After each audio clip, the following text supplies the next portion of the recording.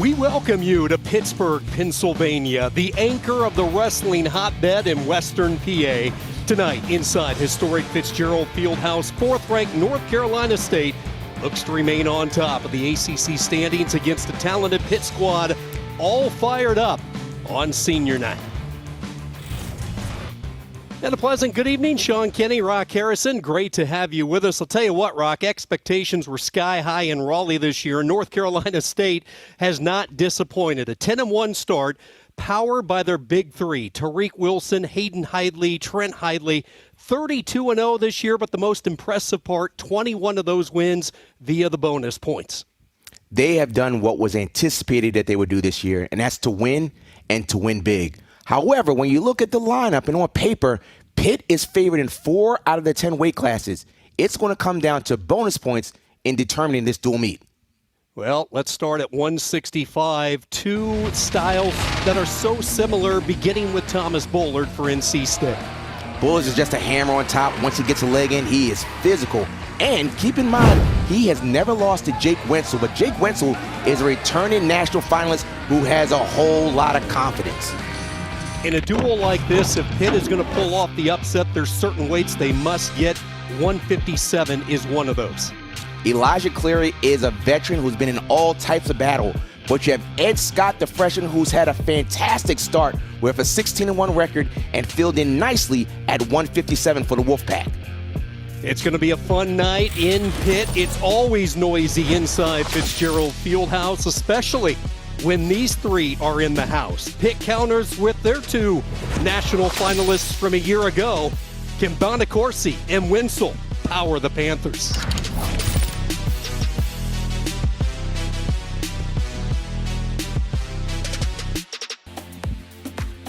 Both of these coaches enjoyed outstanding careers at their respective universities. For Pitt, Keith Gavin won a national championship in 2008, while for Pat Popolizio, he was in Stillwater for 6 years, a 3-time NCAA qualifier for head coach John Smith. Gavin has returned to his alma mater, and what a job he has done, just his 5th year. The great run that the Panthers enjoyed last year, an 11th place finish, and then Pat Popolizio, you just can't describe all that he has done in his time in Raleigh. Really has changed the culture for North Carolina State wrestling, 3 straight ACC championships. We begin traditionally at 125 tonight. Gage Curry, the redshirt senior, ranked 30th in the country, 13-7, matched up against Jacob Camacho, the redshirt sophomore, 12-2 this year, 2-0 in ACC action. The spotlight is on in Pitt, one of the traditions inside the Fitzgerald Fieldhouse. Everything dark except in the center as we get ready. Friday night duels from the Steel City tonight. And the great thing about 125 is they set the tone. You may say they may not be as big, but they set the tone. You have a good 125-pounder scoring points. They really set it. Gage Curry, his first year wearing the Pitt singlet. This was a weight that the Panthers have had trouble in throughout the years. In fact, Curry, the 5th starter in the last 5 years at 125. Gavin was able to bring him in via the transfer portal from American University. Wrestled 5 years at American. 4-time NCAA qualifier. Good job controlling center. Good job. Already, I like how Curry is really controlling his stance, how he moves. Because Jacob Camacho moves his feet well, he likes to get in and out. He has a really good sweep single. Kind of a knee pull action. But Curry is kind of slowing it down, keep his hands on him. Camacho in his sophomore season won an ACC title 2 years ago, was a runner-up last year. Snap down from Curry. Camacho trying to get into the right arm underhook. Gives up on that. Collar tie. Still looking for a snap. And Rock, we've both been impressed with Camacho over the past couple of weeks. He is suddenly hitting his groove. Entering tonight, he's won 5 in a row. And what have you noticed the last couple of weeks from the talented young Wolfpack wrestler? As Coach Popolizio said, the pressure's off him. After he beat Mueller in the ACC finals, a couple good low shot right there. at this point, he's going to try and table it or get behind. So he's tabled it, meaning it's on his thigh, reaching over. That was a nice, clean takedown. But as they said, Coach Papalizzo said that the pressure came off of him. After he lost a little bit, the pressure lifted. There weren't any high expectations, and he's wrestling more relaxed. Good job by Curry to get away. Pat Papalizio with some options in these lightweights. They're going through a change at 133. We'll talk a little bit more about a little bit later on tonight. Camacho, so strong. Danbury, Connecticut product, as he is again in on a shot. Stall call tagged as well to Curry simultaneously as Camacho rockets in for a 4-2 lead. That was a good knee pull that he does. Knee pull and sweeps, but here comes Curry. Right back in it. It's tied up just like that. Short time wrestling as the first period winds down. Curry trying to hang on as the two go out of bounds. And this is important for Gage Curry. Can he ride him out for the final 11 seconds? This is crazy. And you would think Camacho just having his way kind of loose and a takedown, and it's a tie score. Very critical that Curry keeps Camacho in the match to end this first period tied up. Nice job by Curry, sticks in the claw, and he is going to ride out Camacho, and after 3 minutes, we're tied at 4. So here's Curry just getting his hips away, kind of a release by Camacho. Camacho's feeling good.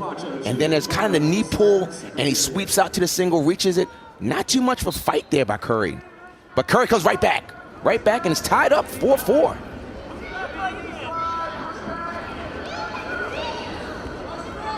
Camacho starts underneath as we begin period number 2 into a stand-up position, and he is away. Camacho back out in front, 5-4. We didn't note that Curry did get a stall call called against him.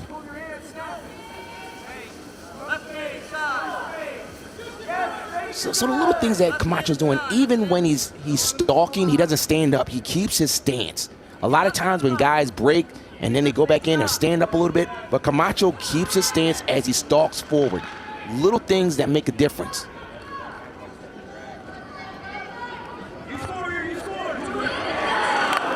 Counter shot by Curry, nearly seized up the leg, and look at the submarine strike by Camacho, and here we go. Trying to cut the corner is the Wolfpack sophomore.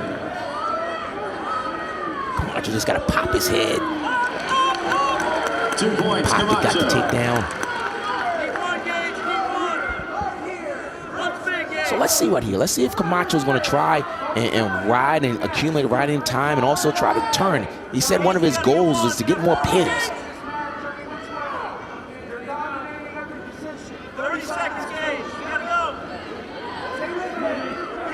Camacho has been able to secure quite a few bonus point victories throughout the course of the year, and it's been an interesting season. He had the back-to-back losses to Noah Certain and Spencer Lee. See some of the offense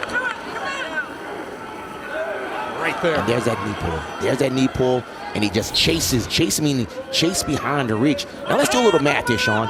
It's pretty critical that Curry tries to get at least 1 point on the escape, because he'll probably take bottom in the third period.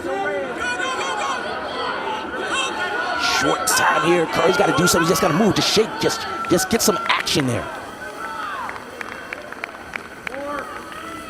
Camacho is going to be content to hold this position, so a solid second period for Jacob Camacho. Senior night here in Pitt. Gage Curry, one of the 5 seniors honored prior to tonight's festivities. What a moment this is for seniors. Greg Harvey, who we will see a little bit later on, Jake Winsell, and there are the Panther 5, their parents and support staff. Third period underway. Curry down 2. Opening bout of Friday night duels. And it's a dandy. It's 7-5. Riding time is not making a difference. A takedown occurs back in this match.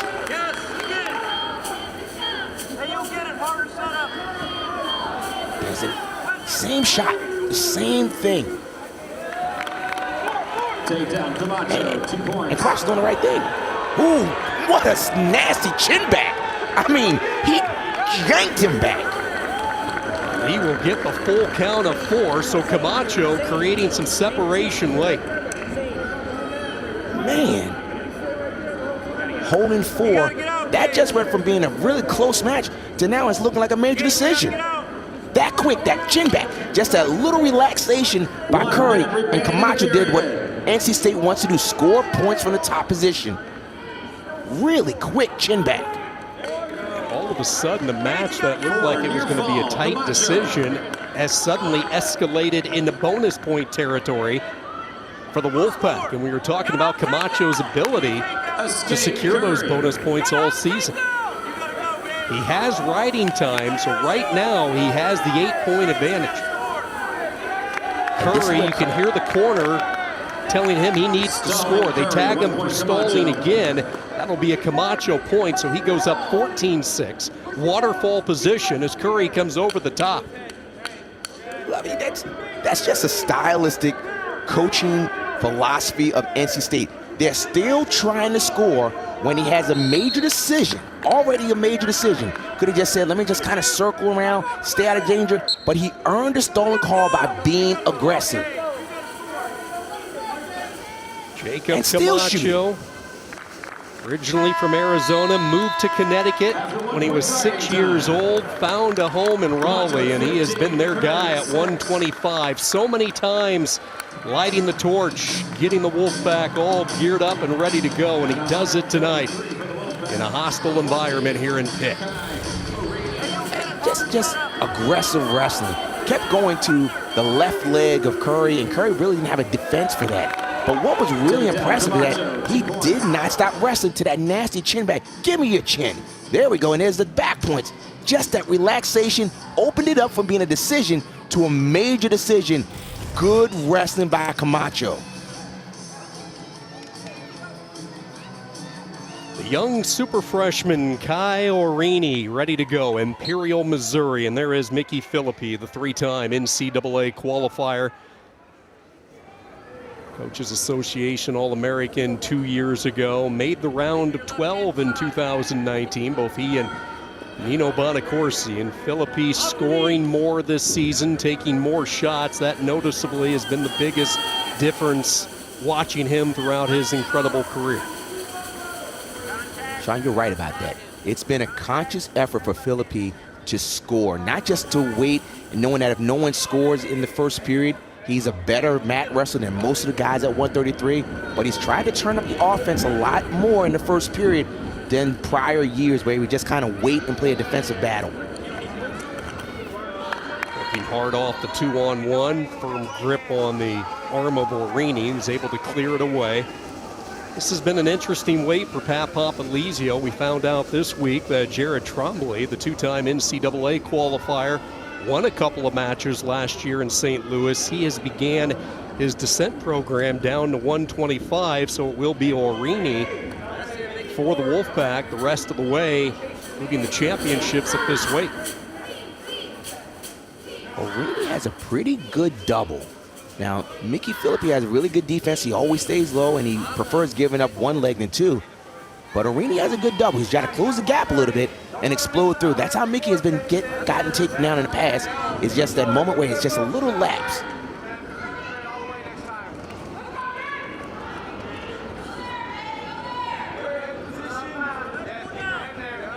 Orini's only loss this year was to Austin DeSanto of Iowa. He gave up some serious points, losing 16-7. That's been his only blemish. Had a really good win last week against Brian Courtney of UVA, where it was close, and then he put Courtney on his back to open it up.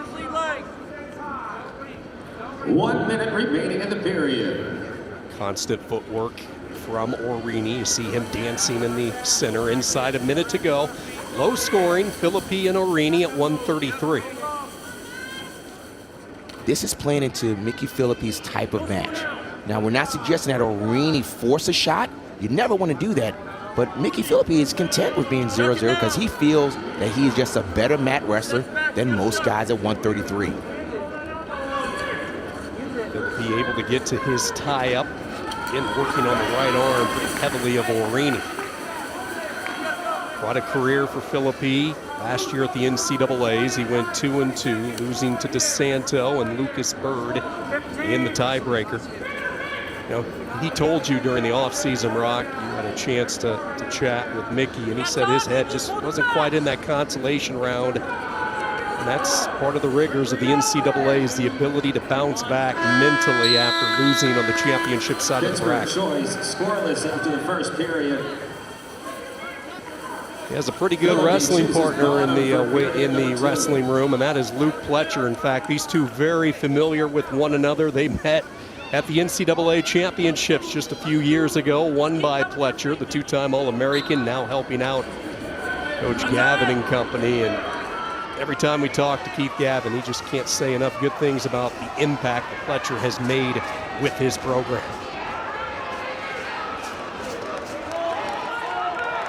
Still in control. The reason why you said they're on their feet, but Orini has his arm around the rib cage. If that arm goes to the middle of the back, then it will be an escape. And right there, you saw when that hand came out from over on the rib cage, past the midline of the back, that became one. He got up quickly and was just trying to get that hand control, fighting hands. And there you can see the arm is around the rib cage. Once it goes to the midline, then it becomes one escape like there. No more 2-on-1, get to the legs. Go get to the legs, off your knees, get to the legs. Philippi with a 1-0 lead. He's been using his 2-on-1 as his main tie. Let's see if he changes his levels a little bit. Maybe goes after the lower half of Orini. Nope, he goes right back to the arm again. Well, Russian tie, as it was called so often. 1 minute remaining in the period. Philippi will do here is drop down to a single. He'll isolate that side and then drop down to a sweep single. That's his bread and butter. Orini is falling into the trap that Mickey Philippi does. You're not going to take me down. I'm better on the mat. So he's going to be, there's that single we were just talking about. This is where Mickey is very, very good. But nothing yet. Good defense by Orini. He's going to table it, take his time. Good defense by Orini. Nothing yet. Look at this fight here. He's keeping that whizzer. Is he going to get out of this? Short time. Orini has got to keep fighting hands. Now he's got to fight hands, get his toe out, and he'll be dead. There it is. The toe got to the basketball court, immediately get into the basketball court. That's dead wrestling. But he goes right down to that sweep single. And great defense by Orini to fight, because this is where Philippi is just really good. Look at the flexibility.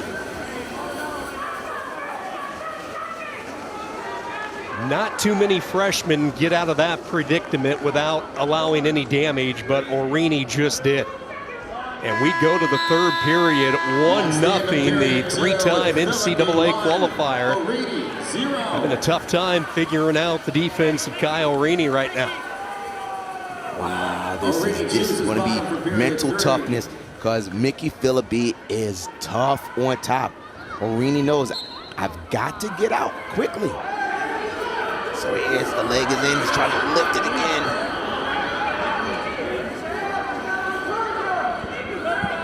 He's got to keep working here. This has a good clean mat return. Job by Philippi, sticking in the leg, still has that leg in. Stand-up position, mat return. Orini nearly got caught on his back trying to hit a roll. I like the energy and the constant movement underneath by Orini. Reach it back. Nothing, here we go. Orini's trying to create a scramble, but he's going to step over. Mickey Philippi's tough here. He's just going to put the leg in, and if he can't get the leg in, he'll just do a mat return, lift up. This is where he feels good now. Good fight by Orini, but 30 seconds left, and that's going to be a riding time. 1 minute and period 3 remaining.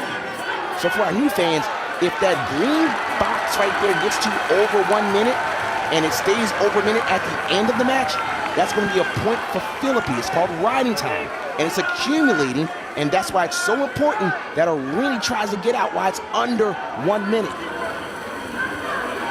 Leg in, Orini bellied out. Typical Mickey Philippi ride.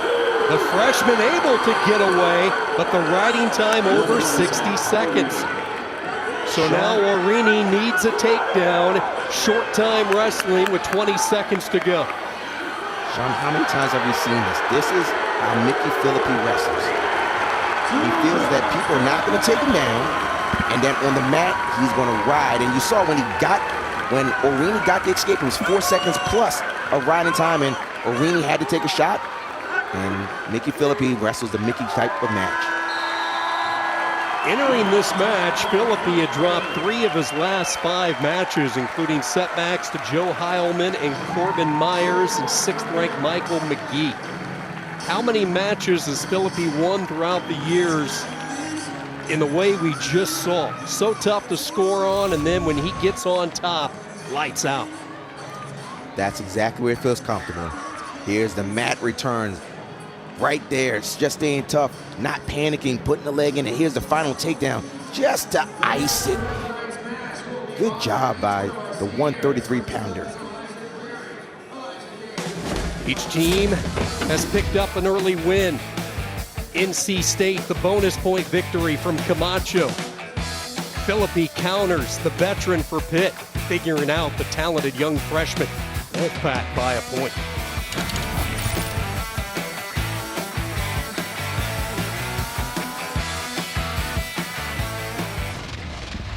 For the second time this year, Cole Matthews has earned the ACC Wrestler of the Week. What a role. He enters tonight on a 9-match win streak, 5 pins in his last 9 wins with 3 ranked opponent victories. He jumped all the way from number 17 to number 8 this week in the Intermat rankings, and that is rare to jump that much.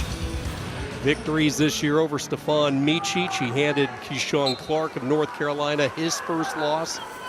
On a roll, Matthews and the Panthers matched up against Ryan Jack. And Rock, as we kind of went weight for weight earlier this morning on our call, this is one that Pitt needs to try to get some bonus points if they're to have a chance. Yes, and Cole Matthews can't hear us talk, but yeah, the pressure is on Cole to try and score points. But Ryan Jack, he's been in some battles, as we saw earlier in his year. He wrestled Jaden Ironman, and it was a very, very close match. So it's not like he hasn't been in these matches with someone that's heavily favored. Jack is moving up away from 133 a year ago. A forfeit against Duke. He won a tight one last week against Cedeno of Virginia, 4-3. Started the season really strong, winning the Citadel Open, taking second at the Wolfpack Open. And you mentioned the loss to Ironman, a couple of tight losses. Jaden Ironman of Iowa had an early season setback to Alan Hart of Missouri as well. 13-4 this year. Matthews will lull you to sleep, but he is lightning quick, especially off of his opponent's shot. The reshot works well. So you can see Jack is being patient, not trying to put himself in a position where he's taking a bad shot, because Matthews has a really good go behind. Go behind is literally someone shoots in, you just go behind him. He's so quick. That's his older brother, Kevin. He's a 3-time All-American. Assistant coach with North Carolina State in the corner helping out. He was a fun one to watch. Talked about the Danbury, Connecticut pipeline for Pat Popolizio, not just the Jacks, but also Camacho, who we saw earlier tonight. 1 minute. Strong remaining in Wolfpack period presence 1. when you get to the northeastern quadrant of the country. He's got to engage. Stalling. So you hear the coaching staff say he's got to engage, meaning that they're thinking that Ryan Jack is just kind of staying on the outside, and Cole Matthews is keeping his back to the center, which just from the optics level looks very good to the Pitt fans. But we haven't seen any committed shots, not even any half shots.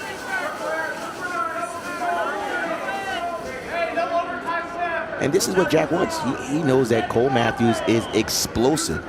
So he'll wait to see what Cole does instead of putting himself in a bad position for Cole to re-attack and do a cement mixer. Yeah, that's been his bread and butter. He sticks in that headlock, and he has a lot of different options, and the cement mixer, one of the fan favorites, has been his weapon of choice so many times. Not much, though, in this first period. Jack and Matthews scoreless after one, and Ryan Jack, one of several Wolfpack wrestlers to move around as far as weights go. You take a look at it, Orini dropping down, Jack going up. Tariq Wilson has looked dynamite at 49. Same story for Scott. And then the double weight bump up from Hayden Heidler. Now Matthews will put in double boots. Double boots means putting both legs in. And what Jack is doing is trying to keep that leg out, but good mat return. So you see how Cole Matthews kind of slid that leg in, and then he's going to do what's called a cross body ride, literally going across the body from 5 o'clock to 11 o'clock, across the body and trying to hip his body across. And as we said on the last match, he's working on building up riding time.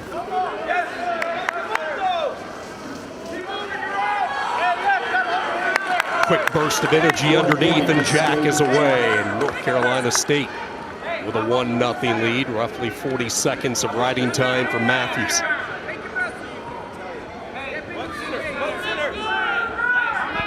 So I wonder what the head official, Fred McJerrison, is thinking. Saying, well, there haven't been any real shots, but clearly Matthews is the one that's stalking. He's moving towards, and it looks like Jack is playing the outside. So maybe Matthews needs to shoot him off just to say, ref, I'm trying to do something as opposed to pushing. Plus, it's Friday Night Duels. We want to see some action. We were talking to Keith Gavin a couple of days ago and talking about Cole Matthews. We both knew last year that he was battling the torn ACL when he went to nationals, and everybody kept that quiet, obviously. Gavin and the Panthers did not want anybody to know until after. And he says, quite frankly, this is as healthy as Cole Matthews has ever been. This is the product that he envisioned from his junior from Greenville, Pennsylvania. And he has been the leader, and Ron, your question just got answered as Majerison will tag Jack with the stall call. First stall call, next one will be a point. Second period winding down. Jack has been able to control the tempo and slow it down. And a 1-0 match heading to the third. Here's it, the leg in, and if the leg can't bring him down, let's lift him up and do a good mat return. Stay on tight, but Jack did a good job. He got the hands away and got out. But he also got hit for stalling in the second period. Last year, wrestling virtually on one leg, the 7-7 mark still made nationals. 2 legs fully operational, and the results speak for themselves this year. Tied at 1. Riding time not a factor. Brock, what's it going to take? If you're Ryan Jack, what's the opening? We haven't seen him really commit to a shot. What do you anticipate in this third period? Well, everyone knows that Cole Matthews is so quick, so he has to be very patient on his shots. But to this point, he has a stall call against him. He has to show himself. And one thing that you don't want to do is leave the mat saying, I coulda, I shoulda, I wish I did. At some point, Ryan Jack is going to say, I got to take a shot. I got to do something. And it's not like Cole Matthews has done a whole lot, but he's just at least held position and looked like he's more the aggressor. But no one's done a committed shot. 1 minute. See the riding time in the left-hand corner, nothing close to a minute. So, again, this is going to be decided on the feet. But keep in mind that stall call in the back pocket for Ryan Jack, so he has to be careful and show enough action. And this is Jack, you know, respecting Matthews, and Matthews knowing that his best offense is on the re-attacks. But at some point, someone's going to have to try something. And you can hear the Pitt fans asking for something, and it looks like, now that was very important, that this way he's going to tuck his head. There's the re-attack. That's exactly what he does. Just like that. You can see why Ryan Jack was very cautious on shooting, because Matthews is very, very good at re-attacks, especially with the front headlock to get the 3-1 win. And that was a shot that Jack had to take. He was close to getting the stall call after fending off the initial Matthews launch. And there's the re-shot from Cole Matthews. So here it is, the underhook, and then there's a fake shot, and then there's a quick shot, and he shoots again. Right there, that was the bad shot, and tucked his head. That is where Cole Matthews is very good, the re-attacks. You understand why Matthews was wrestling the way he does, and you understand why Jack was taking his time because of that flurry right there. 10 straight wins now for Matthews. He runs his record of 14-2. Speaking of consecutive wins, Tariq Wilson in his new weight at 149. 92 career wins over 3 different weight classes. But Rock, I think, in my estimation, this is the strongest we've seen him at this 149 weight class. They call him Coach Wilson because not only is he a student athlete, he also coaches his teammates, and sometimes he tells the coaches what he's going to do. Tariq Wilson has not lost a duel since the 2020 season. 16 consecutive duel victories, unbeaten this year at 10-0. Wrestling Dan Mancini, redshirt sophomore from Pottstown, Pennsylvania.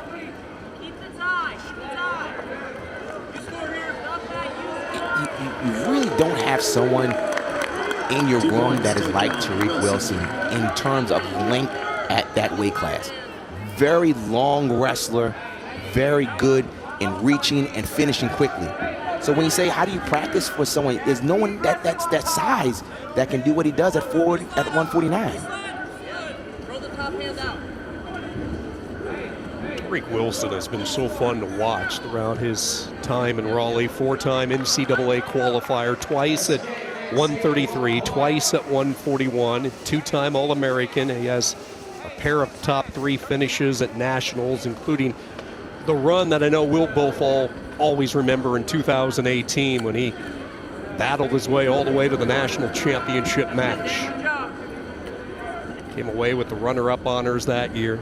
And you talked about it, he's really changed a lot, has matured in his time in Raleigh. Used to just put on the headphones, really quiet, and Papalizio and the coaches told us that's not the case anymore. He has become more of a vocal leader for this team. All you young wrestlers that are watching, when Tariq Wilson shoots, he keeps his head up. A lot of times people shooting and looking at the mat, you got to look at your target. And when he gets into the single, he keeps very good head position. Hey, no more reach your left hand. Left hand stays back. 1 minute remaining in period 1. Now, little thing, Sean, you hear the coaching staff of Pitt saying protect that left leg. But what Tariq did at that point, he faked left and went right. Many times Tariq will shoot left, and then if a guy sprawls, he'll come up to a bear hug. And because he's so tall, the bear hug cracks the back of his opponent. So if you sprawl on Tariq, you got to get your hips away. You just can't sprawl because he'll come right up and squeeze your back. But Mancini's doing a good job. He's defending that left leg. He's keeping his left leg out, but he's keeping his left hand down to defend. Starting the season, Keith Gavin wasn't sure how this weight was going to settle out. Luke Kemmerer was the guy they used last year. He was back in the room. Mancini, his second year on campus after transferring in from Blacksburg and Virginia Tech. Late shot, stall call tag to Mancini. Wilson, short time wrestling as Mancini sticks that whizzer in near the edge, and he will be able to fend off the late offensive attack from Tariq Wilson. A lot of depth when you look at this weight in this conference. The pinner, Bryce Andoni, and Tariq Wilson and his laurels. And then you throw in Josh Feinsilver. He has looked like $1 million this year.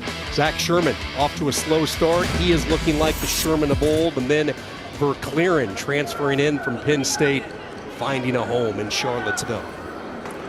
We got a dandy down with UNC and Virginia Tech, with Zach Sherman, a returning All-American for UNC at 149 against Bryce Andonian, who was a junior world bronze medalist. Man, that is going to be some fireworks down there. Caution. Caution. Mancini. Caution is like a false start. You get 2 free passes before your opponent gets a point on a third caution.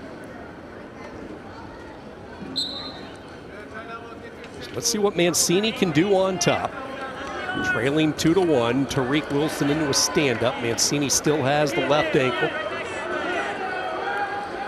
Looking for a mat return here, has the grip. He's going to have to bring him back down, and he does. That was a clean mat return. He didn't lift both of his feet and chop back. When he brought him down, his knee landed first, and so therefore it's not an illegal kickback. The knee came down, and then the opponent came over the leg. That's not illegal.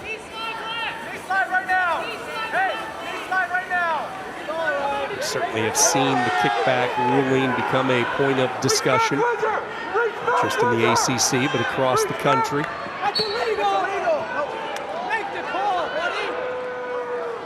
And the illegal hold call as we take another look at it.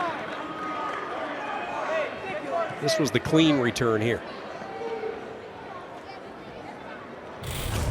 Yep, the knee came down, but the other time, both legs came up and the knee didn't land first.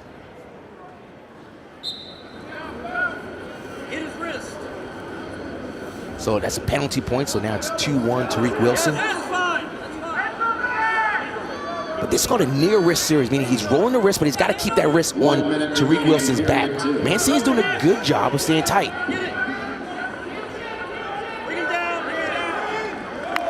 Escape Wilson. 45 seconds left.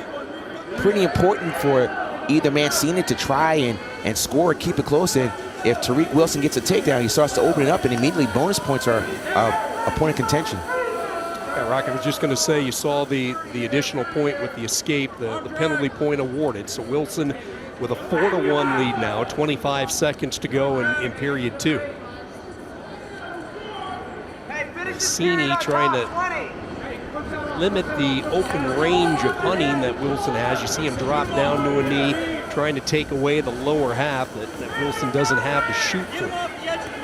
And what a good job Mancini is doing by keeping his back to the center. Late shot. Good defense by Mancini. It's not going to be enough time. Not enough time.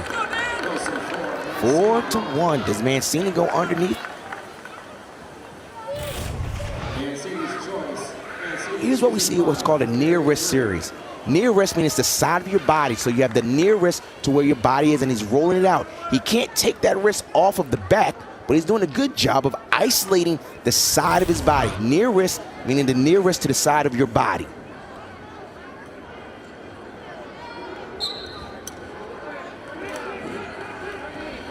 Let's see what happens, Sean.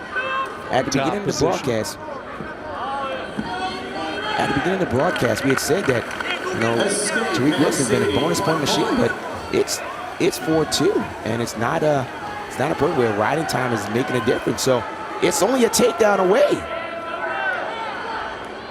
Mancini spent 1 year at Virginia Tech. It was a redshirt season. It was in 2020. He went 9-7.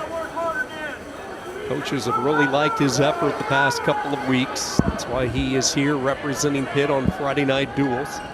Coming off a tight win against Columbia last time out, and sudden victory after losing to Zach Sherman of North Carolina 8-2. Quickness by Wilson, and he gets the takedown. Quickness and the length. I mean, two things you just can't coach. You can't coach length. You're born that way. And quickness. You either have it, you know, you can get quicker, but some people are just naturally quick. And he just reached through and finished good and high. Mancini escape, 1 point. If Tariq's going to do something, he's got to turn it on now. When I say do something, try to work towards the bonus points. And Mancini is showing himself. He's not just backing up, playing an edge. He's keeping his back, and he's taking some shots. He's taking some effort here. Look at this. He wants to wrestle. But Tariq Wilson is just good here. Look at this. No control. What happened? Oh.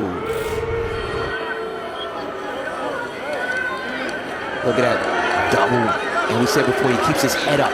Head up, look towards the ceiling or look towards the light. You don't want your head down. And here's Mancini in on the shot. Says, look, I got some offense too.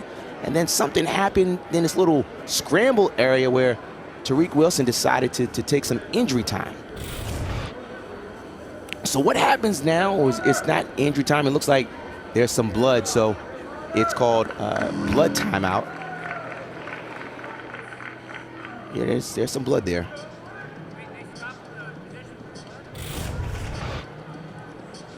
So I see a little baseball grip. Shooting in. Ooh. Ow.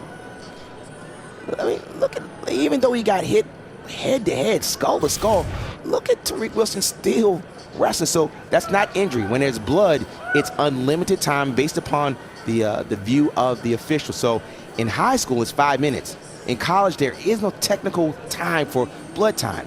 It's a time out for blood, but it's unlimited on how much time is needed. So you see both guys got some blood going on, but hey, this is wrestling. Wrestling. And you get to this time of the year in February, it is a long wrestling season. This year, back to more of a normal schedule. These guys have scars and scrapes all over their bodies as they try to keep them prime time ready for the postseason run, which amazingly is so close. It's nearly upon us. The ACC championships and then the NCAAs this year in Detroit. And you can bet NC State looking to make a statement this year at Nationals like they have over the past couple of years. But with their experienced squad, you factor in some of the younger guys, and Pat Papalizio has told us you need those young guys to score points at Nationals if you're going to have a chance to bring home one of the trophies. In this scenario, we wonder when there's a break like this, who gets the advantage? Is it the one that's favored or the underdog?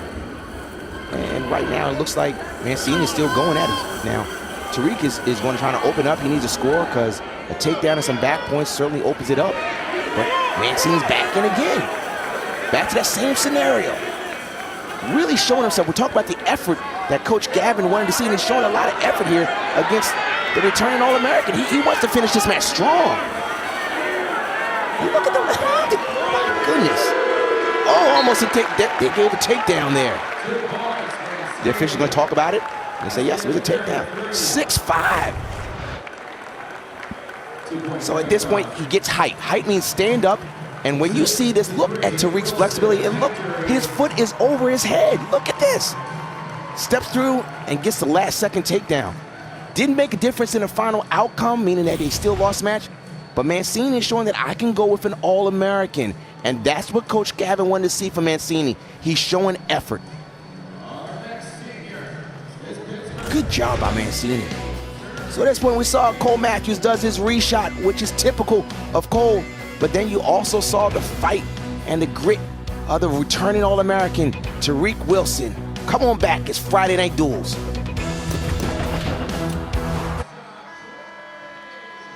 Through 4 weights, North Carolina State perfect on the ACC season with a 1-point lead over Pitt, 7-6, very tight. So just as we cued at the get-go tonight, a swing match at 157.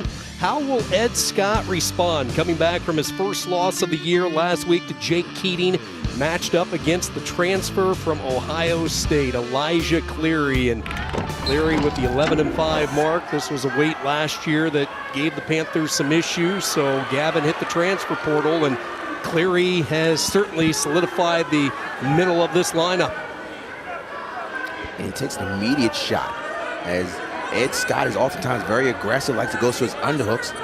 And at this point, what Cleary is trying to do is push that knee away to get to a double. Now he's in a better position to drive through. Takedown, 2 points, Cleary. Takedown by Cleary. It doesn't bother Scott. He's coming right at him.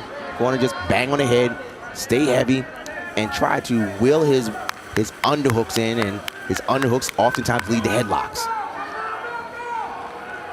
His ability to pop in the headlock has earned him the nickname around Raleigh as Edlock, because he has used that so often. But here it was the striking attack from Cleary, able to finish and get the 2. So strong start for Elijah Cleary. He wrestled a lot of matches, and he wrestled the majority of them in the Big Ten. Won a couple of matches last year at the Big Ten Championships representing Ohio State. Takes a shot. That time Scott was ready. Scott jumps in on the leg, brings him down for 2, and NC State has their first lead. He wasn't distracted. He wasn't bummed out of that, giving up a first takedown. Immediately after the first takedown, he went right back at Cleary, got a stall call against him. At this point, reshot, dropped down to leg, Finish it high, step across, trip like you're taught when you're 4 years old.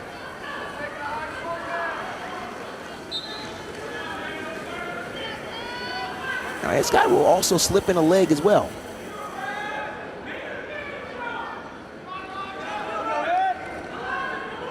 But Cleary, as we said before, he's been in these matches before. He's had Big Ten matches on his resume, so he knows what it's like to be behind or tied. It's not going to get rattled. Cleary lost to Austin O'Connor 2-1, the national champion from North Carolina that was back to start the month. Has a victory over Connor Brady in sudden victory, and 4-2 decision over John Errico of Virginia in ACC competition. Claw applied up top from Scott as he drives Cleary right back down. 3-2 lead, approaching the 1 minute mark of this first period. Swing match tonight from Fitzgerald Fieldhouse. Now notice, Sean, and fans at home, when Ed Scott gets a claw ride, he goes immediately to the neck and not necessarily to the trap or the trapezius muscle. He claws it right around the neck, which makes it that much tighter, and he doesn't extend himself as much. Let's see if he goes underneath again. Goes right across under the neck.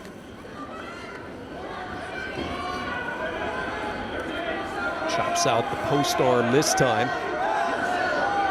See Cleary underneath with a latch of the right leg. Scott's able to clear that. There you go, Rock, right on cue. Able to slip that arm underneath the chin. Quad pod position briefly for Cleary. Right back into a stand-up. Scott looking for the mat return, brings him back down. Solid ride here from Ed Scott. I like that claw action. He goes right across towards the neck. So a little roll action here, tries to put it away, nothing going. All Ed Scott does is just readjust and goes right back to the claw ride. This is a homecoming of sorts for Scott, native of Du Bois, Pennsylvania. Number of wrestlers on the North Carolina State roster hailing from the strong state of Pennsylvania. This time Cleary says, I'm not going to be returned. He's close to getting away. Look at Scott just drop down lower half. Saw the count was on, needed to move up the body, and that's what he does. And that's how you ride out an opponent. Really solid. And immediately everyone on the NC State says go down. And this is just will. His will, he could have possibly given up. He said, I'm not going to give up points at the end of the period. I'm going to end the period on top.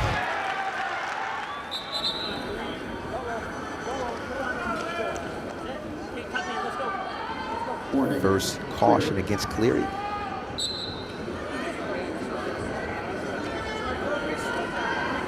Sit out by Scott.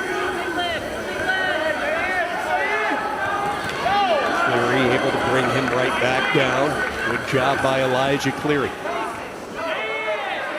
Such a big addition for Keith Gavin and the Panthers. If you go back a couple of years, Romani was so good at this weight for Pitt, the four-time NCAA qualifier. He won an ACC title, Romani. Last year they used a combination of Petrocelli and Tyler Badgett. This year it's been all Elijah Cleary. Trying to cut into the riding time a little bit. Very important. Little Gazzoni action with the head as opposed to the arm. Now let's see. This is what Ed Scott does. He'll keep coming. He'll keep coming and forcing the action. What he learned last week wrestling against Jake Keenan, Virginia, he went hard, and kind of got tired out. He went so hard for the pin that he kind of got worn out, and Jake Keenan is one of those guys that'll keep coming at you. So let's see if the freshman has learned his lesson to wrestle hard but not overextend himself. Over the edge of the mat. Burst of energy carries the two wrestlers out of bounds, and they hit Cleary with a stall. The second stall. Second stall call, so that's a point. So now Ed Scott is up 5-2. And still moving forward.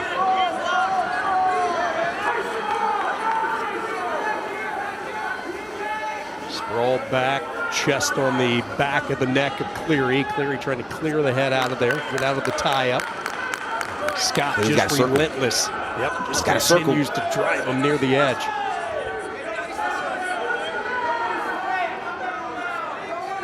Now they're down, so it's going to be hard to just a neutral action call. There wasn't a push out or a backing out. But what I'm seeing is that Ed Scott is still moving forward. Cleary's a veteran, so he's not getting nervous here, but he's got to be aware that he's got 2 stalls against him, and Ed Scott is not going backwards. Yeah, momentum of this match has certainly changed in this period, and it all started with the first period right out by Scott. That seemed to take some of the starch out of Cleary a little bit, and it's been Scott dictating the tempo in period 2.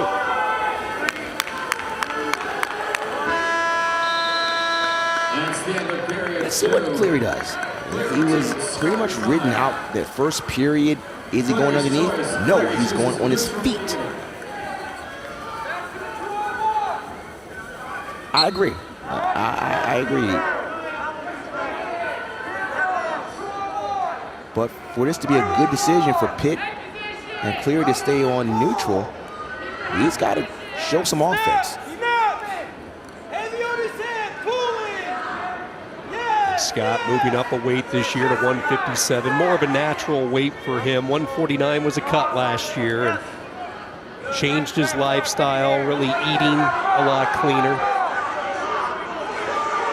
Is that a push or is that a back out? I'm going to say continuation of action. No stall call, back into the center we go. So most of the times you see the call being someone getting pushed out. But then there's sometimes where the wrestler pushes their opponent out, and that could be a stall too because you're avoiding action. The opinion of the official was that it was just an action call. That was a stall. This time they tag it to Scott. Just as Cleary came in on a shot. So we hit 60 seconds to go. Again, it's Cleary, his back facing the edge of the mat. Scott drops in on the leg. Now, this is a position where Cleary feels really confident. Nothing yet. He's got a chest wrap. Nothing. Now looking for neutral danger. Look at the defense here. As we said before, now this is where Scott needs to get out of bounds because Cleary is good here. He will slip and put a cradle in on him. Both feet still in for Scott underneath. And the official says, let's go back to the center with 23 seconds to go. With chest wrap here, he didn't panic here, rolls through and comes out with his hips on top. And then he wants to get to sliding his hips across.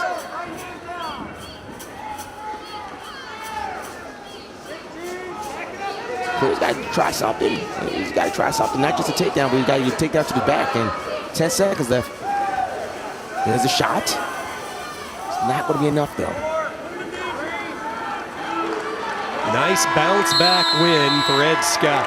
He runs his record to 17-1. He'll get the riding time point. And a 6-2 victory for North Carolina State, a pivotal win for the Wolfpack on the road. In a weight coming in that we both thought Pitt must get to have a chance. Scott wins by decision. And NC State ups the ante as we get set for our match of the night. 165 pounds. National runner-up from a year ago, Jake Winsel, matched up against Thomas Bullard.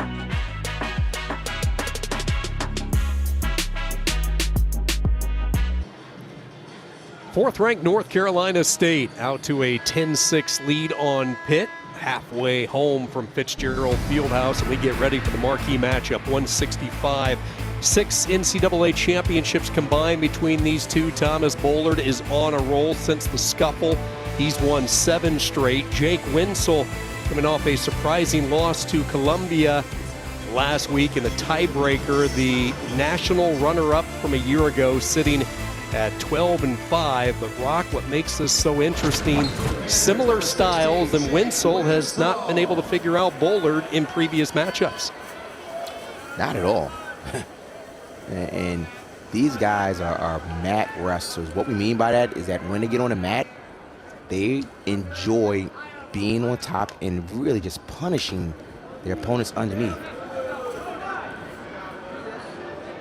really stingy guys. Stingy on their feet, stingy on the mat.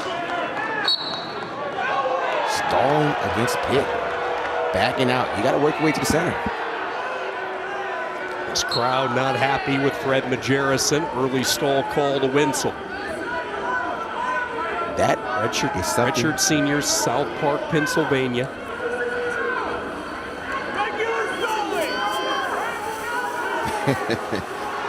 I tell you, it's nothing like having a home crowd. They will tell the referees what they need to call. Slip in the double unders. Look at the smart position. This is where these two guys like it. So, stalemate. So, what Wenzel's doing is jacking him up, getting underhooks on both arms. And what Buller did was put his chin his head right underneath Wenzel's chin so he couldn't go to one side or the other. He just stayed there like a windshield wiper. Just follow left, right, wherever Wenzel moved his head. That's where Buller kept his head. Uh-oh, here's the bear hug. This is what he's good at. Bear hug. Is that a takedown yet? Yes, that's a takedown. So Wenzel immediately is going to try and slip the right leg in.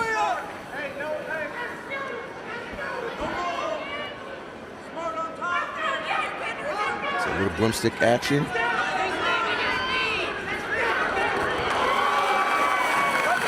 Strong return to the mat.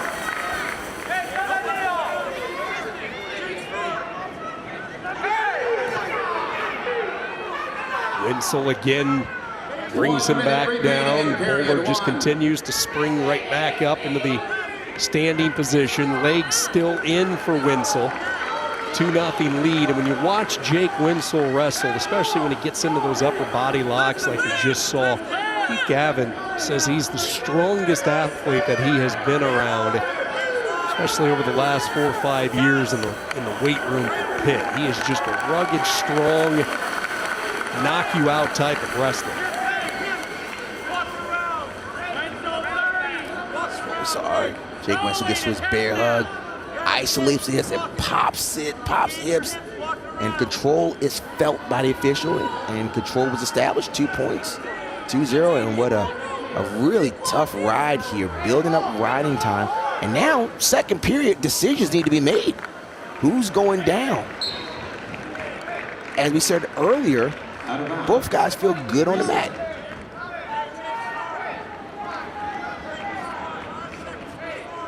Year number 5 for Keith Gavin, the 2008 Pitt grad. What a job he has done. Panthers last year finishing 11th at the NCAAs, powered largely in part by the wrestling of Jake Wenzel.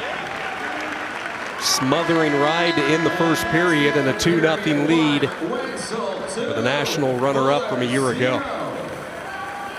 Let's see what Bullard decides. As you take a look at the head-to-heads with these two guys, Bullard with the 3-0 advantage, and they've all been razor thin a couple of times in 2020, and then last year Bullard winning by way of decision. I love it. I love it. Thomas Bullard was just ridden out for the majority of the first period. He gets the choice, and he says, "I'm going down again." That's just will. He says, "I think I can get out of this national finalist." And look at this! Look at this! He gets out, and we're gonna get some swipes here. 2 reversal. And are we gonna get swipes? Yes, we're getting. Oh, close. Mental toughness. He was ridden for about 1 minute 45 seconds in the first period and says, "I'm still going down." And look at it, it's paying off. I love it. And now Bullard gets to his strength, which is applying the legs, and he's on top for the first time. This is great. When you're so confident in what you're good at, it doesn't matter. So remember now, Bullard has earned a stall call against Wenzel. Wenzel has got to move. On cue, he did not move. 1 point for Bullard. Remember, the first stall call happened in the opening 25 seconds of the first period.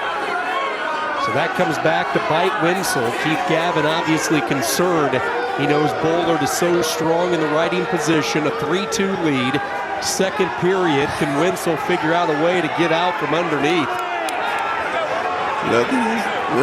You hear the Pitt fans hollering, come on, let's go, let's go.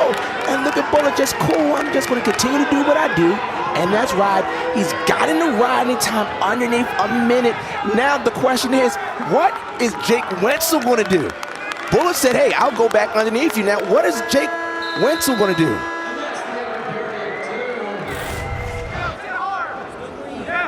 So here's a reversal action, puts Wenzel in danger, then he slides his hips. No control yet. Gets one swipe, but doesn't get two swipes.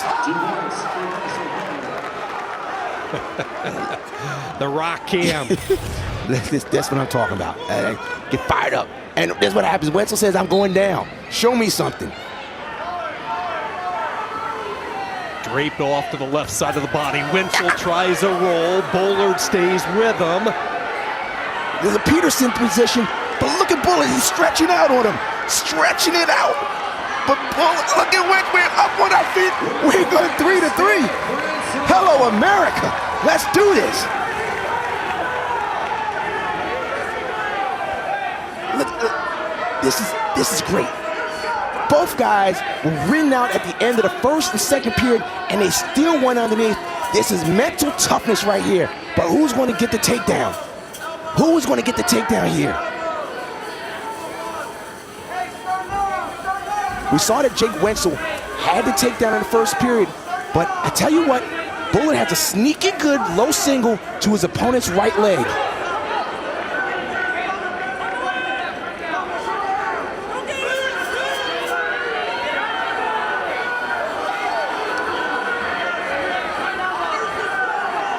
So has the underhook, his right arm underhook. Bullard leaning, chin underneath the chin of Wenzel. And a stalemate into the center with 43 seconds. There's a stall call against Wenzel, so Wenzel has to be careful of what's going on here. But in the same scenario, there is a low single that Bullard has. And we're just going to see, is it going to open up? Oh, God, this is good. Look at it. Riding time is almost flat. That never happens, but these guys are so good on the mat. They negated each other. 3-3. Oh, this is great wrestling. Forehead to forehead. Could we be heading to sudden victory? Collar tie.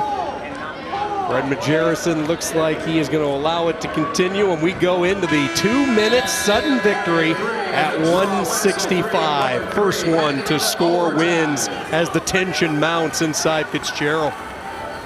Senior night for Jake Wenzel. He's never won against North Carolina State. Oh, what a senior gift this could be if he can find out how to knock off Bullard tonight. They're not rattled. They've been here before. Both guys. Now, if Wenzel gets in, Bullard is very good at scrambling. So Wenzel wants to be careful on what he does. So he doesn't want to just get underneath to get to a leg, because once again, Bullard is very good at scrambling. He wants someone to get to his leg, when he gets to a leg, and just create some type of motion and action.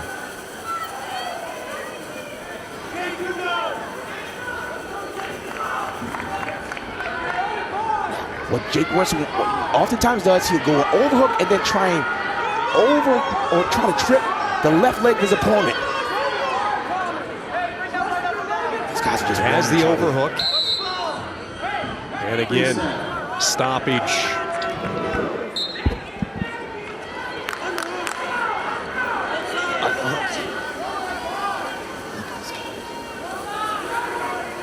He's going to try and jack him up, but look at Bullard. He's keeping his head underneath the chin. He says, I'm not letting you get to a side. I'm going to stay right underneath there. He's jacking him up, jack it up. Look at the patience by both wrestlers. The official's doing a good job of not interjecting himself. He's letting these guys wrestle. This is big time wrestling. Look at the crowd.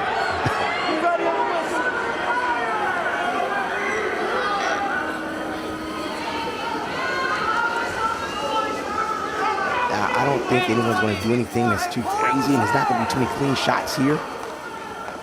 How ironic would it be? We talked about the strengths of these two wrestlers, their ability on top in the riding position, and will it come down to the two tiebreakers tonight here in the Steel City? Certainly looks that way, and that is where we are going to go. So nothing settled after 9 minutes. We go into the two 30-second tiebreakers, and unlike the sudden victory, these tiebreakers are wrestled to a completion. Bullard starts down. 30 seconds, wrestle through. Both wrestlers wrestle through 30 seconds, don't stop. Riding time now becomes pivotal. Immediately off the whistle, Wenzel sticks the legs in. These two are just hammers up top. Tough position here. Tough position here. And the crowd is telling for Stone, but what can he do?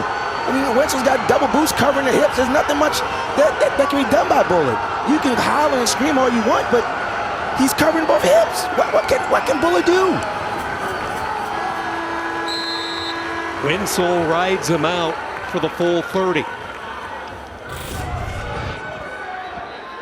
He goes over tie and just brings it in. Put both legs in. Once both legs are in, most people don't get out in 30 seconds.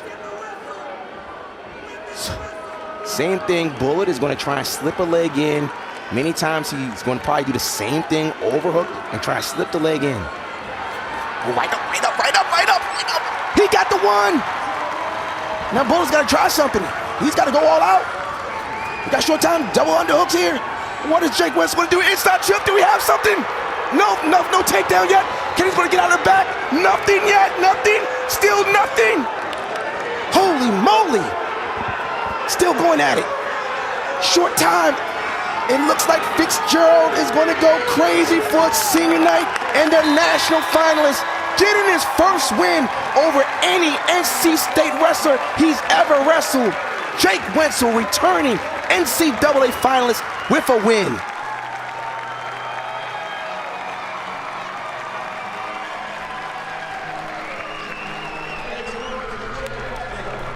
Jake Wenzel wrestled his match, kept it grinding, kept it going, fought it off. He got a quick stand-up, didn't give you a chance of Bullard to get in, stood up and then turned right in. And at this point, it was just all out, little inside trip action, back arch. But then it looks like he was gonna scoot through the middle.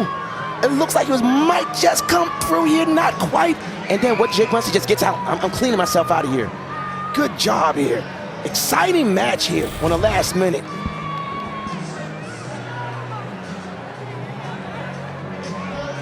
Last year it was Bullard winning 4-3, and now on senior night, 12 months later, it's Wenzel with a 4-3 decision. We go to 174. Hayden Hidley, the double bump up from 157.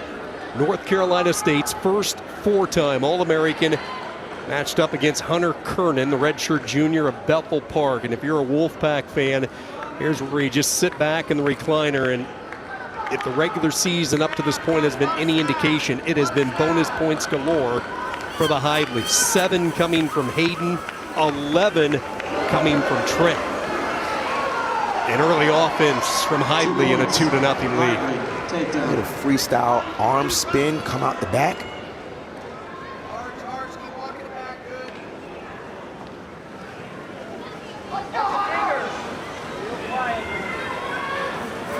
And one of the things that Hayden Hidley has done, he's improved from his top position, not just his senior year, but from his freshman year. He said this guy just does underhooks and drives you through. So he just said, I'm not just good on my feet, but I have a good armbar tilt series, and I'll tilt guys. Stay tight.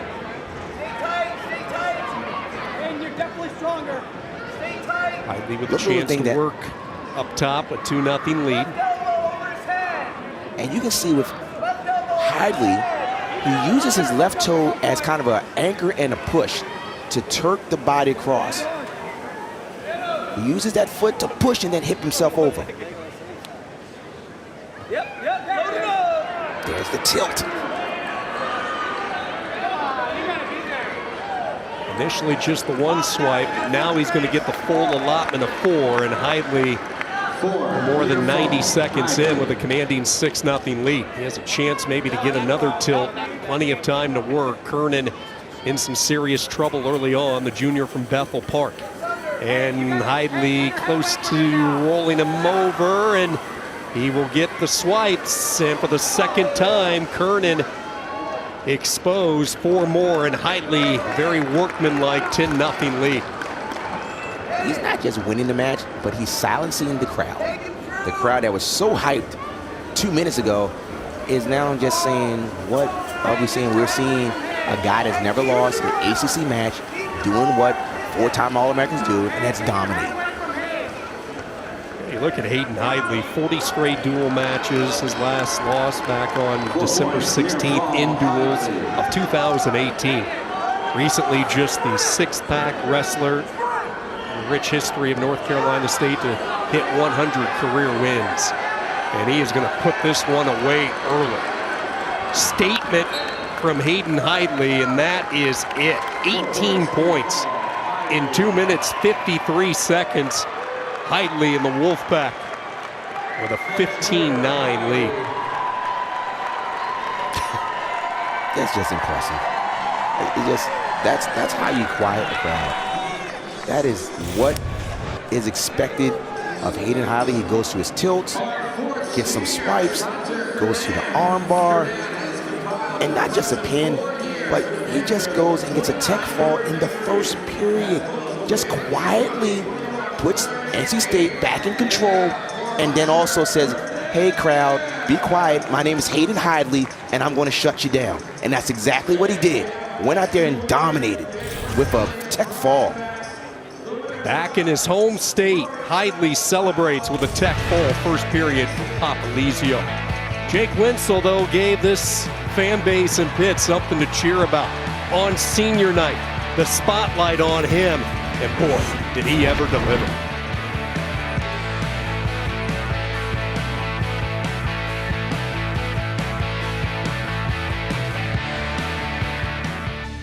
We go out in style next weekend for Friday night duels. Not one, but two. It all starts Friday night. We're in Raleigh. Number 21, North Carolina squares off against the 4th-ranked Wolfpack inside Reynolds Coliseum. Coverage starts at 7 p.m. Eastern right here on ACC Network. And then Sunday, the matchup the whole country wanted to see becomes a reality. We're in Raleigh for the rescheduled rematch. 7th-ranked Virginia Tech taking on North Carolina State in what should be an amazing atmosphere. Coverage begins at 6 Eastern right here on ACC Network and the ESPN app. One of the most dominant wrestlers in all of college wrestling at 184, Trent Hidley, ready to go. The redshirt sophomore has just destroyed his opponents. And on cue, quick work on the 2-time NCAA qualifier Greg Harvey. 2-0 lead for Hidley. Looking for a tilt near the edge, and he latch up the arm, gets one swipe, and Harvey gets out of bounds. He does an underhook, and he kind of just runs through towards the other leg. Just runs through. There's not much doing there, not waiting with the underhook. He gets it, and he chases. If he gets the hip, that's fine. The knee, fine, or the ankle. But he's not holding the underhook. He's running the underhook. And no kidding, he has destroyed the opposition. 12-0 this year, 11 wins by bonus, 4 falls, a couple of tech wins, and 5 major decisions. The only non-bonus point win for Hidley this year was a 6-0 shutout over Abe Assad of Iowa. Keep wrestling here, Greg. Keep wrestling. So one of the things that the Hidley brothers have worked on is when people defend the initial, getting some back points here, staying right between the legs. When you stay between the legs after a takedown, your opponent can't go one side or to the other side. They can't get a hip down because you're spreading them. As I was saying, when they get the underhooks, the American knows that the Hidleys, they go to underhooks. And so they had to clean up on what do you do when they stop the first initial underhook. So they go to the ankle, trip through, and look, he goes through and he gets there, and then he holds to get the swipes, and then gets between the legs.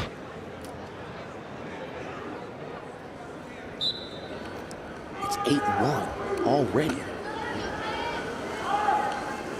And again, this is against Greg Harvey, one of the 5 seniors who was honored earlier tonight. This is a 2-time NCAA qualifier. He has been consistent.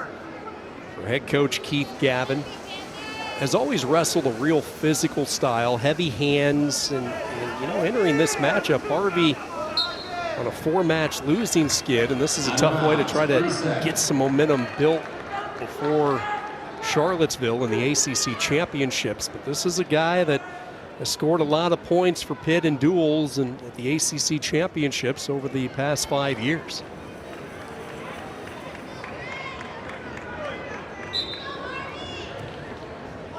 Hidley is content to let him go, and he has had no trouble on his feet getting to his tie-ups. You see him trying to stick in that underhook and captures the head near the edge. He's been able to score on the boundary a couple of occasions. He's going to circle Harvey back in, now drop down low and get the 2. Toe tap on the edge for 2 as they go out of bounds. He's just a bull, just relentless.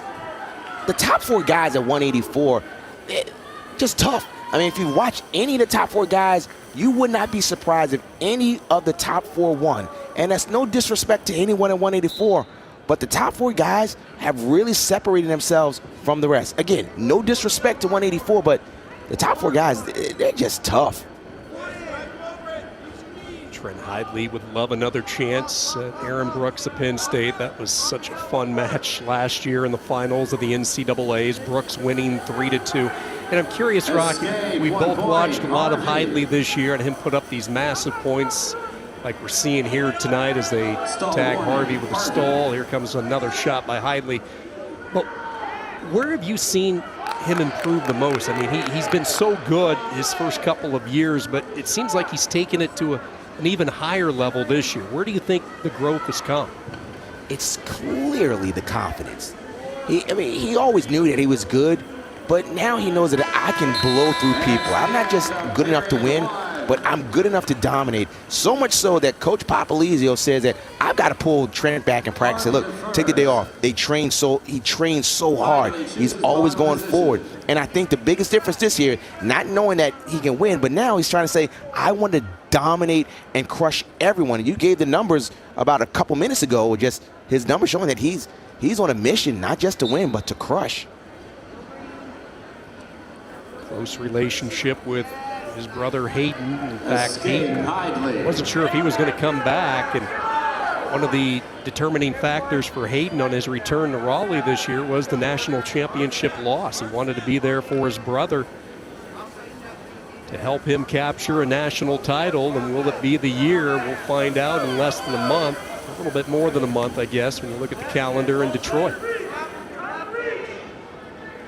11-3, all Hidley in the second period. NC State looking to remain perfect in ACC competition.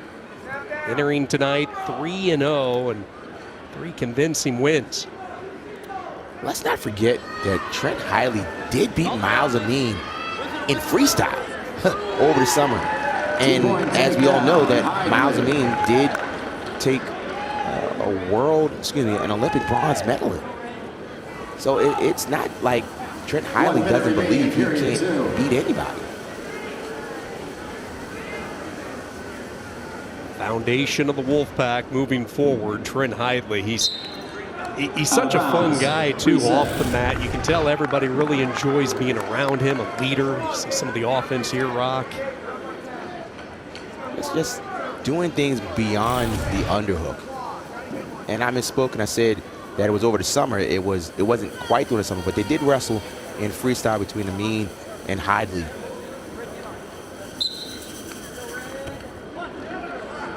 One-point escape, Harvey.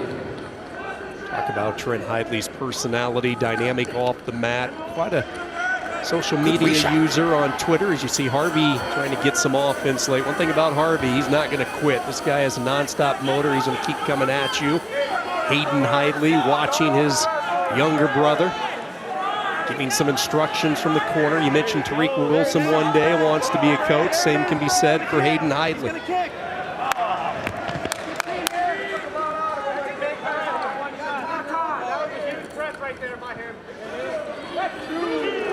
Once again, it's the underhook, and whatever is there, knee, hip, ankle, that point was the ankle, scores at the end of the period, always good to end the period on top. Underhook, there's the ankle. Ankle, drive through, head in good position, looking for what's called a turf.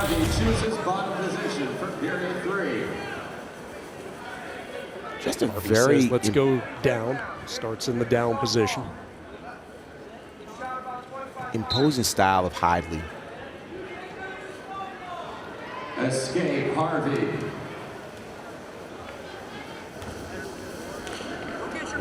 And Sean, you're right. Harvey is tough. He's a physical, grinding type of guy, but right now he's just being overwhelmed. 2 more for Hidley. Certainly he feels he's in a position to get the additional bonus point with the tech fall, a 17-5 lead. He has a mountain's worth of riding time, over 2 minutes, approaching 2.5. Has the leg controlled, and now a painful position underneath, unfortunately for Harvey. Feet came up in the air and out of bounds they go back to the center.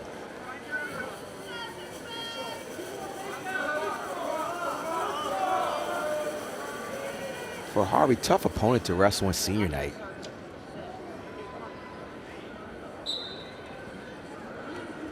You talk about the ascension of this Wolfpack wrestling program with the arrival of Popolizio. His ability to recruit.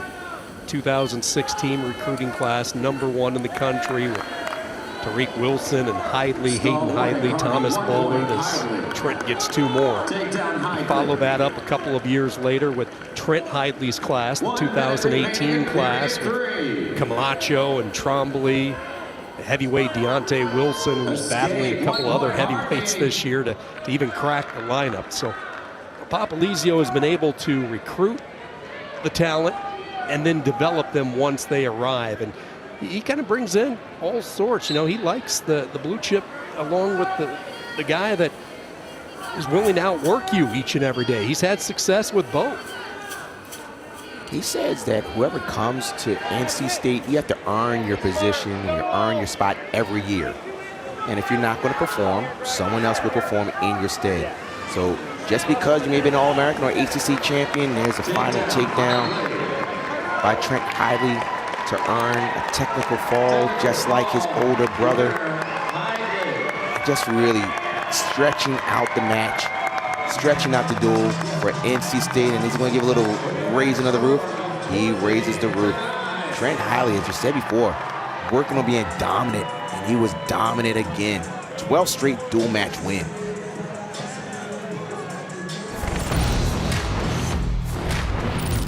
Nino Bonacorsi coming up for Pitt. One of their runner-ups from a year ago. Mr.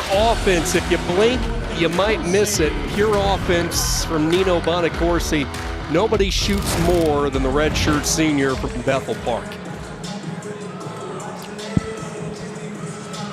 Very true. Nino Bonacorsi shoots, but he's got to be careful against Isaac Trumbull because Isaac Trumbull has heavy hips, and he's 6'4". And we found out that Isaac Trumbull was really good when these two wrestled in Raleigh, and where everybody expected Nino Bonacorsi to run through Trumbull, and Trumbull came out with an upset win.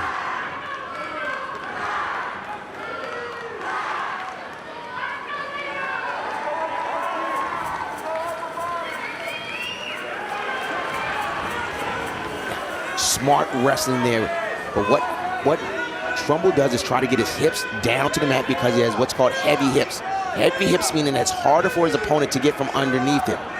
And so Nino is trying to cut the corner to avoid the hips being square on his shoulders. Both guys are confident here. Nino's confident when he gets to a leg, but also Trumbull is good because he's very much of a defensive wrestler. He showed that last week against J.I.L.O. J.I.L.O., who took 3rd at U23s, and he upset him. Look at at heavy hips, just heavy hips. But Nino is relentless. He's trying to cut the corner, get around. This looks like this could be a stalemate scenario. Stalemate means that the official believes that no improvement can be made, so they stalemate him and go back to a neutral position if they were on their feet. What a year last year for Bonacorsi. Won the ACC title for the first time in his career after a runner-up in 2019. He took third in 2020. He was able to hoist the ACC hardware for the first time. Wrestled for a national championship as well. Continued his hot postseason into St. Louis, losing in the national championship at 197. Traveled to Serbia representing Team USA in the U23 Nationals, 23 World Championships. So he has had quite a 12-month stretch. So Rock, it sounds like Bonacorsi might be coming back next year as well. Well, we didn't see him out there for senior night. Yeah, it's always a good sign for Pitt fans.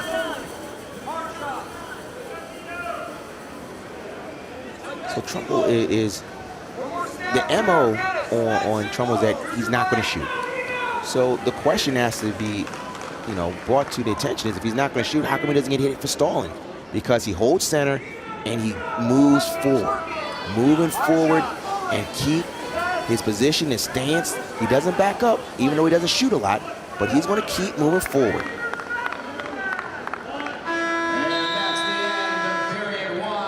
Quite a week last week for Isaac Trumbull. Not only did he knock off Jay Aiello, but following the duel, he took his oath of enlistment into the Army National Guard in the center of the mat. I, Isaac Whitman Trumbull, will support and defend the Constitution of the United States against all enemies. What a great scene. It was Military Appreciation Night as well in Raleigh, and Isaac Trumbull with the official oath of enlistment. Well, it gives me goosebumps every time I see that, no matter where it takes place. All the brave men and women serving our country. Second period underway, no score. And interestingly, Bonacorsi took bottom. And actually, Trumbull is pretty darn good on top. So the fact that Nino took bottom, he must feel that he's confident, or he's got to learn how to get out of bottom for someone that's pretty good on top. And that's where we may not understand why go underneath them. Well, some of these matches make a difference, but it's the postseason. He's got to be able to get out of bottom so that he can go on to get his goal of being a national champion. And Isaac Trumbull is very good on top. 1 minute remaining in period number 2. For a minute of riding time for Trumbull in this second period. No score. Bonacorsi unable to get out from underneath that heavy load of Isaac Trumbull. He's a big 97-pounder. Don't be surprised to see him bump up to heavyweight over the next couple of years for NC State. Getting a little high here. Let's see if Bonacorsi can slip out. Nope. Fred Majerison says stalemate. Restart in the center. I love the willpower of these wrestlers. When we looked at Bullard, we looked at Wenzel, they both went underneath. Bonacorsi's going underneath. You can say, why doesn't he just stay on his feet? Nino is a competitor.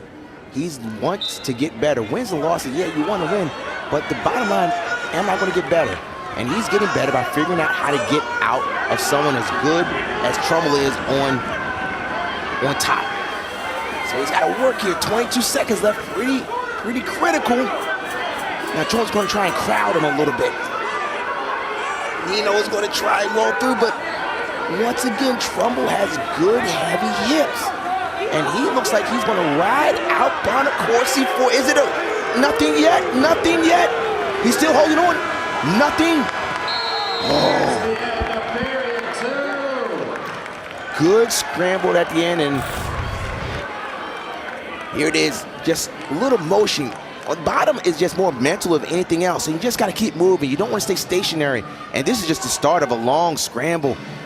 Reaching for the opposite far leg, but nothing happened. What did Keith Gavin do? Coach said, hey, let me throw a brick out there. Brick says that I'm questioning the call that happened out there. Each team gets 1 brick. And the question is, was there a loss of control? Meaning that Isaac Trumbull was on top. But was there a moment where he was not in control? Folk style wrestling is about control. Freestyle wrestling is about position. So at this point, it's scrambling. In my estimation, as a former official, I don't think that Trumbull lost control. I think that was a little close here and there, but was control lost? I can't say that. Now, even when it looks like Nino is going to step across, Isaac Trumbull reaches for the far leg and holds on for dear life. So right here, is there a loss of control here? There's still squirt. No, I don't see a loss of control there. So the call was confirmed, meaning that there was no loss of control and that Isaac Trumbull rode out Nino Bonacorsi for the entire period. So he has 2 minutes of riding time. And what does Nino say? Stand up. I'm not going to try and ride you for 2 minutes. Let's just go on our feet. Let's decide this on the feet. Bonacorsi submarines in on the right ankle of Trumbull. Bonacorsi splitting the legs, trying to pop through the back door. 6'4" is hard to scramble with. But look at this. Nothing, no control yet. And goes underneath now. This is where you have the problem of the length of Trumbull. Trumbull needs to try and get some height. Because he's 6'4", the height will make a difference. And what Nino has to do is use his freestyle background to try and keep his position good. This is just A1 scramble here. Position, moving. Nothing yet. And Trumbull is getting height. 6'4". Pushing, Nino's going to try and step across. He's going to try and hook the leg, but look at Trumbull keeping his foot hooked right there. But now Nino's going to try and get it, but what will happen is Trumbull will try to pass the leg across. This is great scrambling here. No control.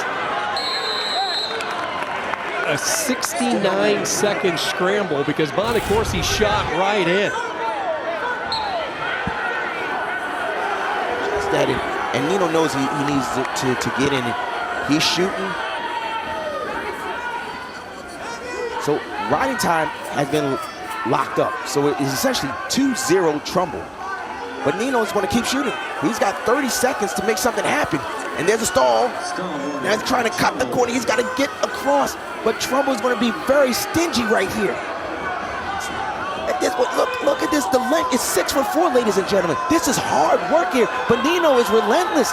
We got short time here. He's going to try, but Isaac Trumbull has heavy hips. Very difficult in locking up. Isaac Trumbull is trying to show that last year was not a fluke. 12 seconds left. Nino's going to go hard. He's going to run through. Can he run it? He's going to run it through. Can we get it? He's going to run it. He's got to get on his toes. Almost there. But Trumbull's going to hold to the crotch. No control. Isaac Trumbull does it again. For the second straight year, Papalizio and the Wolfpack. Isaac Trumbull able to knock off Nino Bonacorsi. Trumbull out of the Midwest, Springfield, Nebraska. Wins by decision. Just kept fending off the offense from Bonacorsi. Not too many can. Papalizio getting used to that from his young star.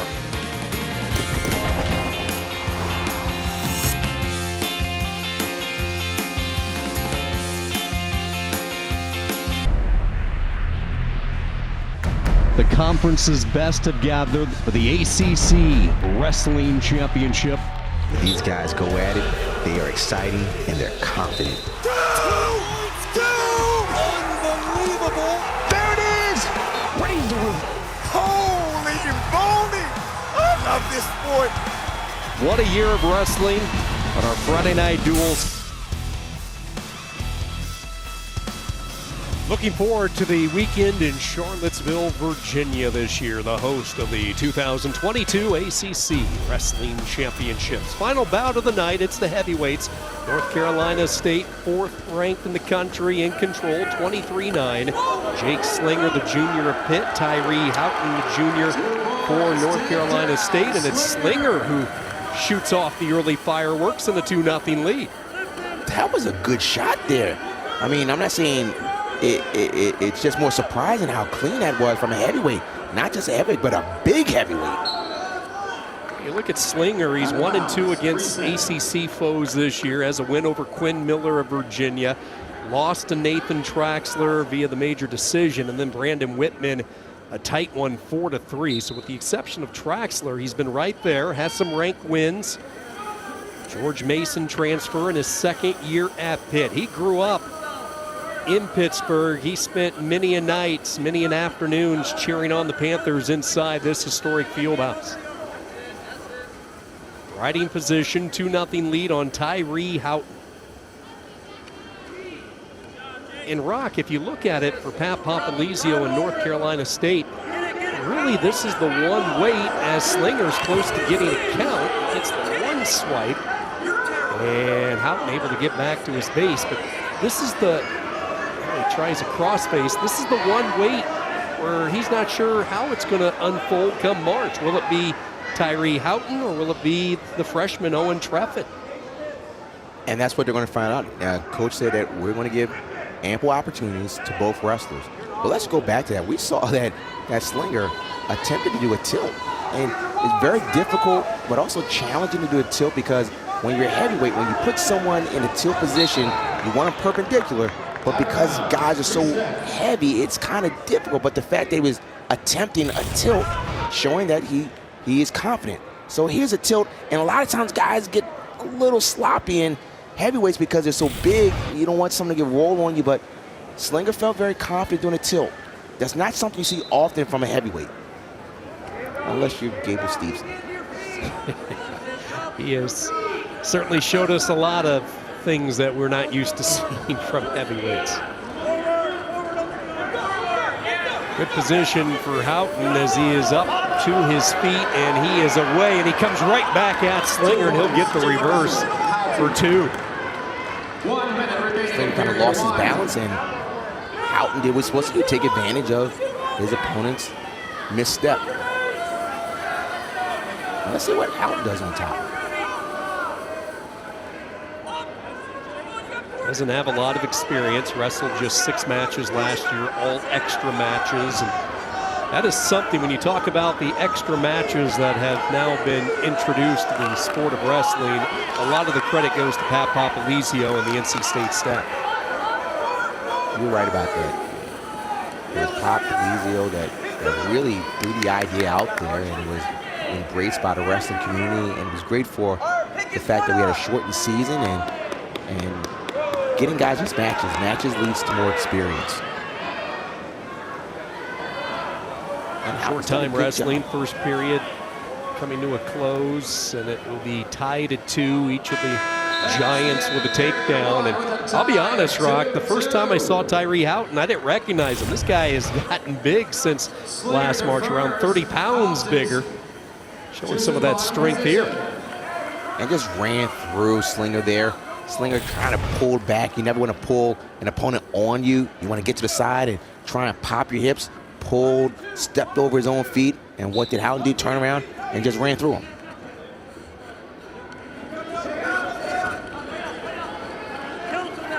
And this is where Slinger wants to keep his weight moving forward, but Houghton's doing a good job of moving. He doesn't want to keep someone as big as Slinger on him, so he wants to keep moving his feet. Goes to a tripod and tries to back into it. Moving his feet, he's moving, he's trying to earn it. And you want to say, is there a stop? Whoa! Man! I felt that in my basement. I was going to say, Steel City shook. The earthquake. They called Jake Slinger and a mat return. But what happens? Houghton keeps fighting. You brought me to the mat, but I'm still wrestling. At that point, an action call. Big man pops his hips and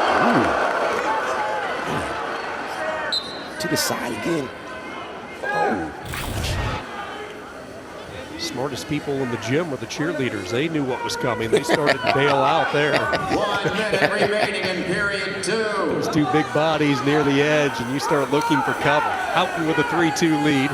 Inside a minute to go, second period. Let's keep an eye on this scramble. Arm in arm, and he nearly had Houghton rolled over. And look at the junior from Weddington, North Carolina, opportunistic, grabbing the two.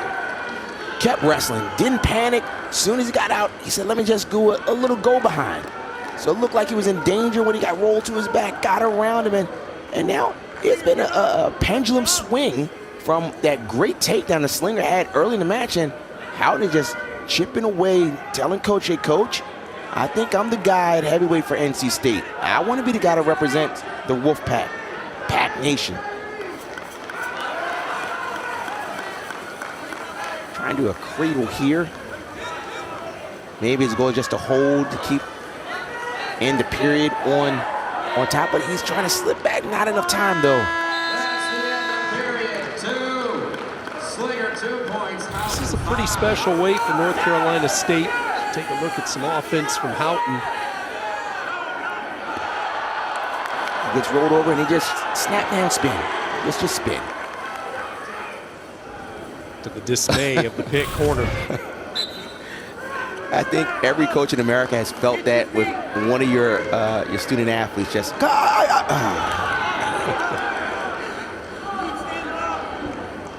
Now you look at this heavyweight for North Carolina State, and finishing up my point, a lot of credit goes to Nick Gwizdowski. He was the one who really got things rolling for the Wolfpack, and Pat Popolizio with what he was able to do following his transfer to Binghamton. So, you know, this heavyweight division, this is really the weight the Wolfpack saw the most success immediately, and then it's just blossomed to all 10 weights.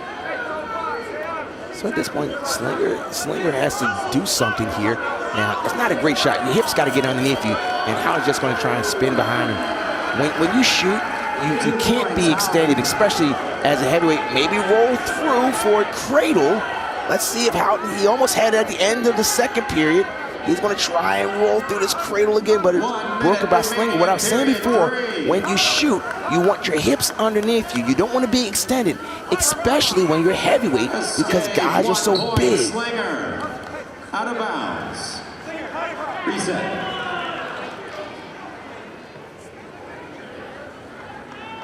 Houghton has gotten stronger as this match has progressed.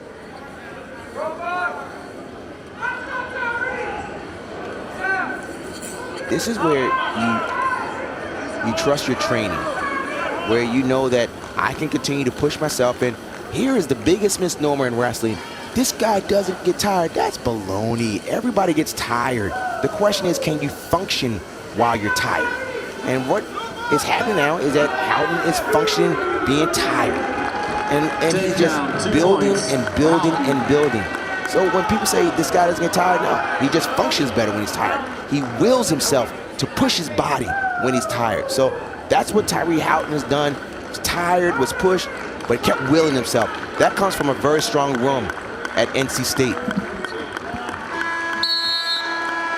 Well, he certainly is continuing to make a statement and make his case for being North Carolina State's representative in Charlottesville in March at the ACC Championships. He closes out the duel with a victory. A win for Tyree Houghton, and North Carolina State remains perfect in ACC competition. 26-9, the Wolfpack victorious tonight here inside the Fitzgerald Fieldhouse. Sean Kenny, Rock Harrison, and Rock, intriguing matches up and down the bout card tonight. North Carolina State, though, they just continue to take care of business. What will you take away from tonight's duel moving forward? That NC State is really good.